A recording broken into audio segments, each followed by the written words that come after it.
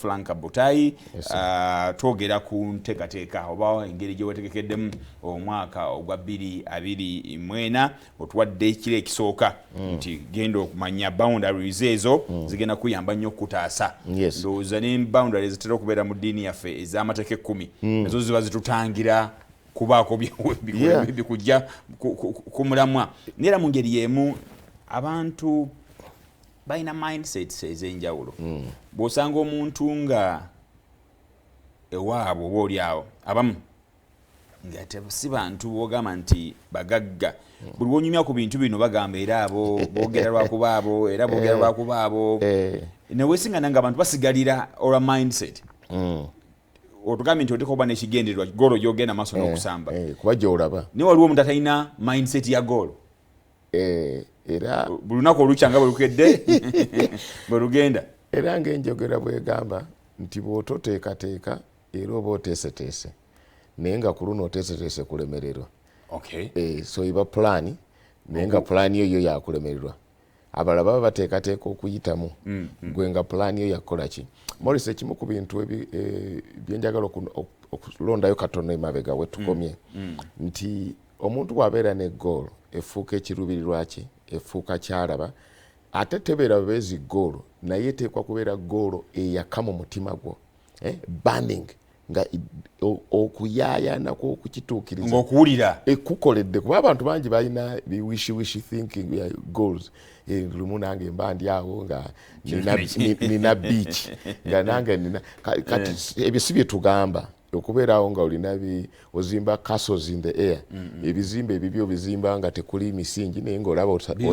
oserese kati si bye tugamba ng'olina ebintu ebyamakulu ebitegerekeka ebyobulamu by'oyagala okutuukako mu nsi eno ekimu ku byo by'olina okukola nti ekyo kiteekwa kubanga kyaka mu ggwe ekirala bw'obeera ne goolo eyo ekirala kyekkola ekuteeka ku lugendo it puts you on a journey olina olugendo lw'otandika mu bulamu Morris bw'oba ozimba business zo ne career katuge bw'ozimba career y'amawulire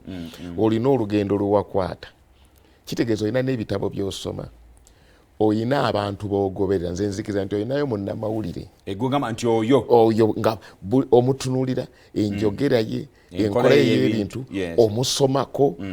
omunoonyerezaako omwagala alina n'okuba nga ali mu Uganda oba nga talina mu Uganda naye yafuuka modowo so omuntu alina vision alina olugendo lwatandikako olw'okuwuliriza olw'okuyiga olw'okubaako baagoberera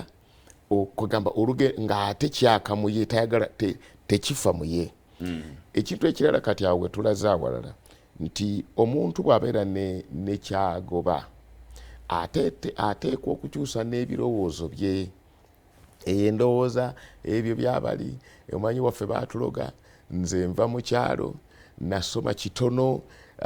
kituufu nze ntera okugamba abantu baba bazaddewo baakuira ne batuusa mu kyomusanvu Uganda eno erina kati omukisa nti osobola okwesomesa esiniya esooka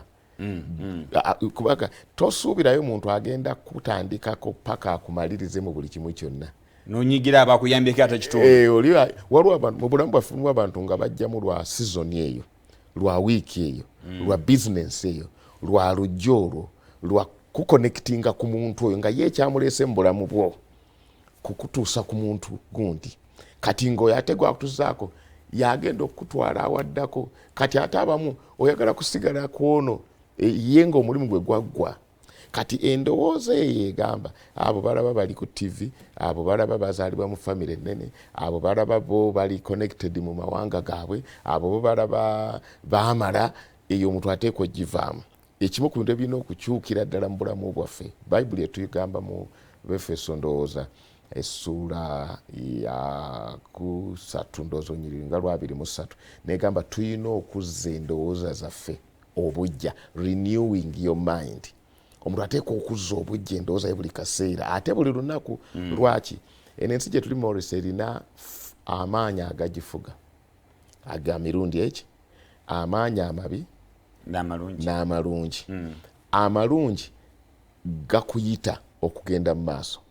gakusindikiriza ogende mu maaso amaanyi amabi negative energy yeekugamba mwe baluga namweshe kyalo ekyammwe gyosula mu famire yammwe yandagayo mu famire yammwe naye weerabidde nti ago ge maanyi amabi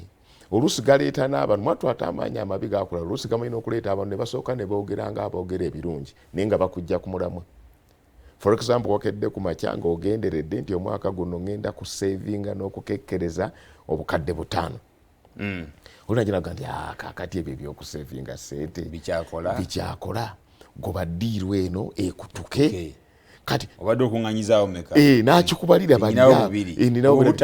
nakati ng'alinga ayogera ekirungi eriyo abantu ntera nnyo okulaba abantu bagamba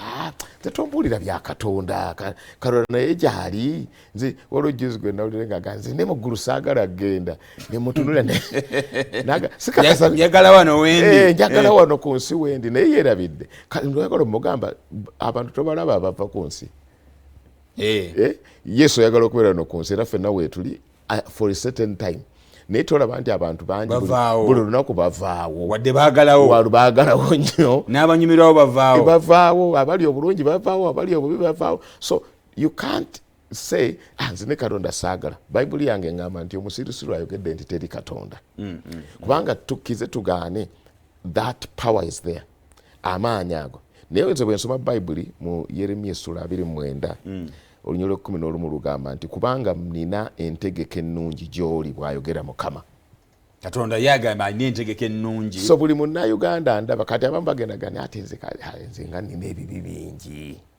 naye ntera okubuuza abantu ekibuuzo Morris nti kiki ekikufuula omwana wa taatawo? Si kuba mulungi si byokoze na si byotokoze. Yakuzaala first of all oli mwana wa taatawo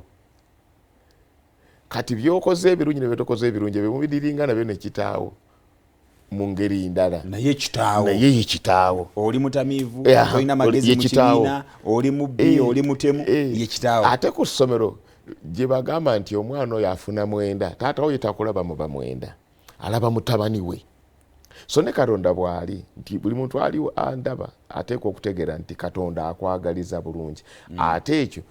ng'ojje kukulowooza kigatte ne kukwogera kubanga obulamu n'okufa biri mu lulimi lw'omuntu. Life and death is in the power of the tongue. Olulimi lwo bwe lubeera olulimi oluli negative omuntu ng'afudde omuntu ng'alabye woowenze omunaku wakufa nze nabye sikiririzaamu nze siri munaku agenda kufa kati lunaku okeera kwerangira omunaku wakufa omunaku era ogenda kufa ffe tukyaliwo togenda nakufa kuno kufa okuva okwokunsi naye ojja kubeerawo ng'olinga omufu n'ebintu by'okola bifo ojja kuba dead man walking omunaku wakufa. Katonda agambye nina ebirowoozo ebirungi gy'oli bw'ayogera Mukama ebirowoozo ebyokukola obulungi so si okukola obubi n'okuwa essuubi ery'omu maaso a hope and a future. Ebitabyogeddeko si nsonga oli mukozi wa bibi si nsonga wakuzaalawa si nsonga ani akuzaala tebirina kkala tabyogedde nakyo tannabyogerako yagenda nina ebirowoozo ebirungi gy'oli. So omuntu ateekwa okutegeera nti on top of your goal oteekwa okumanya nti ate ne positive force amaanyi amalungi aga Katonda gali ku side yo kuba Katonda entegeka gy'alina gy'oli nnungi. Sayagala olemererwe omuntu Morris bwe mbeera mu famire yammwe nga muyinamu oluganda lwammwe naye ng'abalala muli bulungi nga ndi muliemu atali bulungi muwulira mutya? Mwenna muba concerned kale kakati gundi tumuyambye nyina famire gye nalaba ng'etandika okunonoza nga gamba oba ono si wa kika kyaffe kuba bagenda okulula mu bannaabwe bonna bano bakola bitambula ebyo ono bigaanye bamuwa sente zifa kati olijagaga kirabika emizimu gyonna girimu oyo ani yagamba nti girimu ggwe nga Katonda alina pulaani ennungi gy'oli. So one obwongo bwo buteekwa ekyo kirowooza Katonda njagaliza si nsonga oli luddawa Katonda njagaliza era ali ku side yange mu kino bingenda okukola bigenda kuyitamu ekyo n'okibeerako. Ekyokubiri n'okyogera waliwo amaanyi teri maanyi Katonda ge yawa muntu nga maanyi gakwogera kubanga ate naye bwe yali atonda omuntu okusonda ku Bayibuli eraga nti ebintu byonna bye yakola okuggyako omuntu yayogera byogere wabeere enjuba wabeere omusana wabeere kino ate nga yatutonda mu ngeri ye ne mu kifaananyi kye kitegeeza nga bw'akola ebintu neffe bwe tukola nti amaanyi gaffe gali mu kwogera. Era ffe abantu abamu batunuliranga abalokole naga nimwe lwaki mugamba abantu bagenda gaggawala ebyo bye twogera ebyo bitukirira bwe kiri Katonda awo nyini ababagamba nti abalokole mugamba abantu nti mukitwala mu mayindi z'abantu abamu bakomaawo ku kigambo kitwale nakitwala enkya nakitwala ku makya kawungeezi buli kadde omuntu n'atukanga schedule ye bw'aba mukyala mufumbo takyafumbira na mwami waka takyafumbira n'abaana waka agenda wamusumba kukimuwa kukitwala buli kaseera era omwaka ne guggwako nga talina kyasobodde kufuna bw'akomawo waka n'akuba ebisenge sitaani nkukuba sitaani nkuwanyisa sitaani nkutemula sitaani va mu bulamu bwange naye nga talina step gy'ateekinga ya action. Yes, kakati abo naye tebakyaliyo abo gyebali abo baali tebanna bakitegeera balokole kati nga bategeera waliyo abasumba abababeeza mu mbeera eyo ya kanisa buli kaseera nganye Morris leero nze kino kyemanyi nti amaanyi g'ekigambo makulu. Of course bwe boogera kyekiri kye ŋŋambye ekigambo enkyogera we ŋŋamba oli musajja wa amaanyi. Kati amaanyi ekibuzo ekiddako amaanyi okukola ki kitegeeza ngenda ku mulimu gye nkolera nga mmanyi ndi musajja waki tekitegeeza amaanyi gakwebaka amaanyi gakulya buli amaanyi gakulinda kusabiriza bannyambe bwe ŋŋamba nti ogenda kugaggawala kitegeeza genda okole. Deuteronomy 8:18 egamba nti onojjukiranga Mukama Katonda wo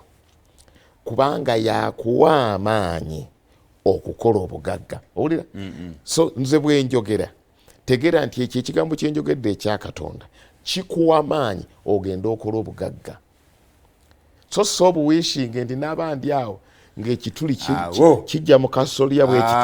ng'ekikutiya kya ssente kijja ebyamagero oba kitegera amaanyi agakola is a miracle. Amaanyi agakola ssente kyamagero Katonda kyakuwa. Katonda bw'abaawa Ibulayimu omukisa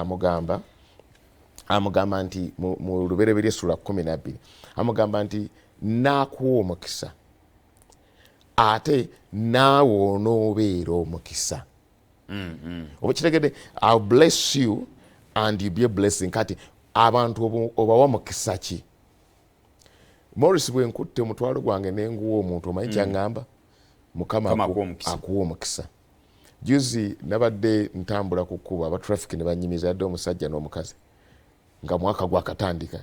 nangamba sebo konze muli mutya kambawo omukisa nenzijjayo waleti yange buli omu ne muwa omutwalo nebaga nennyongerako n'ebigambo ebyo Mukama abawa omukisa omwaka guno gubabeerere mulungi ne bagamba luno lwe lunaku olukyasinze mu bulamu bwange okuyimiriza omuntu naye ate n'akusabira mukisa n'akuwa n'omukisa. Si nti baŋŋambye tuwe ssente kwa saabadde na kizibu kya traffic emmotoka yange yadde namu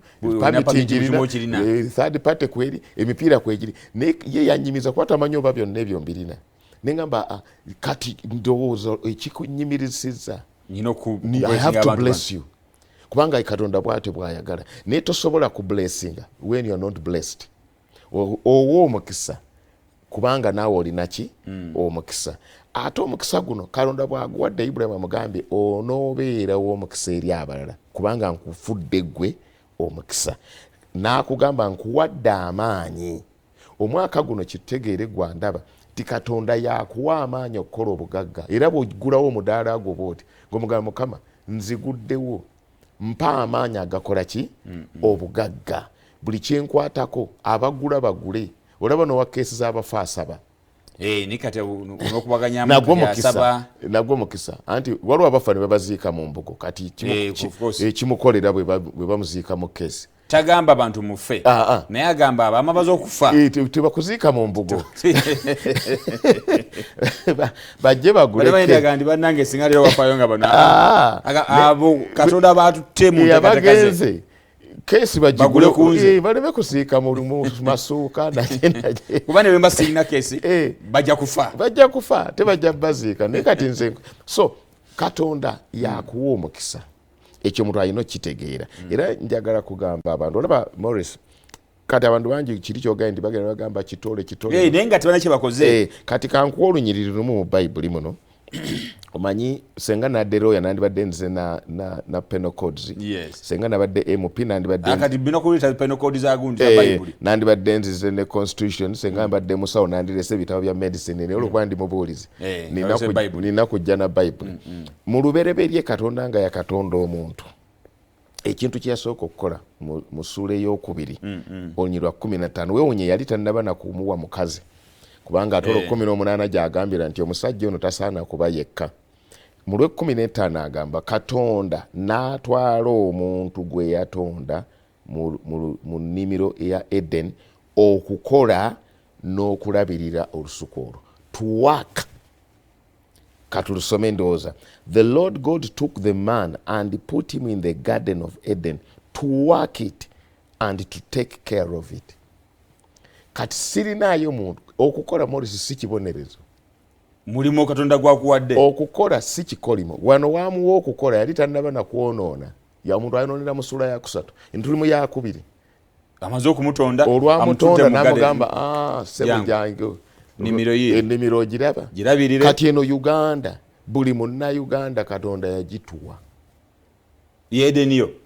yes kola girabirire kubanga bw'okola n'ogirabirira eri mu ngero 23 olunyirwa 27 okuva ku 27 n'agamba nti labirira ekisibo kyo n'endigazo zijja kuwa ebyoyo ebyokwambala engoye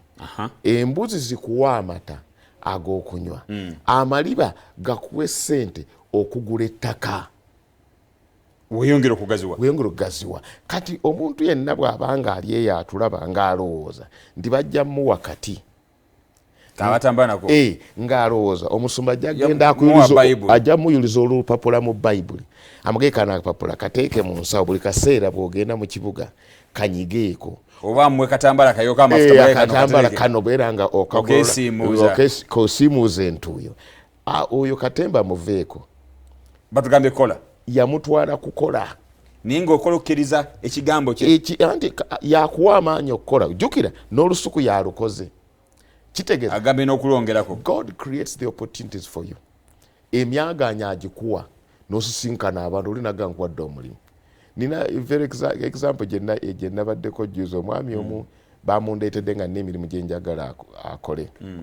ne muganja ojja kukola wano nawali bwoti ogire bwoti tukimalirize naye nga musumba nsabire omukisa ne mugamba omukisa ngukuwadde seetaaga kwongerako sana I've just given you a blessing kuba nkuwadde ekyokukola bw'onookola nkugambye n'essente zenja okuwa kati ate oyagala kiki oyagala ate nsabe nkuwadde omukisa awulira nga akyali mu busibe kaakati ekyewuunyisa teyakola nze bwenvaayo ndese mulaze ebyokukola nkubayo essimu enkeera banne gwe nalese yakole nti bwe wagenze naye n'agenda nakati taddanga kaakati osenga natwala obudde nti musabira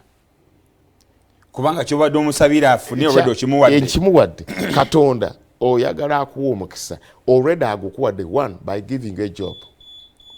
agukuwadde akuwadde omukisa by opening a door for you akugulidde olugi